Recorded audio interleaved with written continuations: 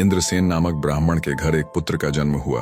उसी दिन उनके घर में रहने वाली नेवली ने भी एक नेवले को जन्म दिया। इंद्रसेन की पत्नी दयालु स्वभाव की थी, इसलिए उसने नेवले के बच्चे को भी अपने पुत्र के समान प्यार और स्नेह से पाला। नेवला और बच्चा हमेशा साथ खेलते और दोनों में गहरी मित्रता थी। किंतु इंद्रसेन की पत्नी के मन में एक शंका हमेशा बनी रहती थी कि नेवला पशु होने के कारण मूर्खतावश कभी उसके पुत्र को नुकसान न पहुंचा दे। वह अक्सर इसे लेकर चिंतित रहती थी। एक दिन ब्राह्मण की पत्नी ने अपने पुत्र को वृक्ष की छाया में सुलाया और पास के जलाशय में पानी भरने के लिए जा रही थी। जाते समय उसने अपने पति इंद्रसेन से कहा, स्वामी, आप यहीं ठहर कर बच्चे की देखभाल करें और विशेष रूप से नेवले से सावधान रहने की सलाह देने लगी। पत्नी के जाने के बाद इंद्रसेन ने सोचा कि नेवला और बच्चे के बीच गहरी मित्रता है, इसलिए नेवला बच्चे को कोई हानि नहीं पहुंचाएगा। यह सोचकर वह अपने पुत्र और नेवले को वृक्ष के नीचे छोड़कर भिक्षा के लिए निकल पड़ा। दैव योग से उसी समय एक काला नाग पास के बिल से बाहर निकला। नेवले ने अपनी सारी ताकत और हिम्मत लगाकर सांप पर हमला कर दिया। दोनों के बीच जोरदार लड़ाई हुई। आखिरकार नेवले के बच्चे ने सांप को मार डाला, लेकिन इस लड़ाई में उसका मुंह और पंजे खून से भर गए। कुछ समय बाद ब्राह्मण की पत्नी जल लेकर वापस लौटी। उसने दूर से देखा कि नेवला का बच्चा दौड़ता हुआ उसकी ओर आ रहा है और उसके मुंह पर खून लगा हुआ है। ब्राह्मण की पत्नी का मन उन्हीं पुरानी आशंकाओं से भर गया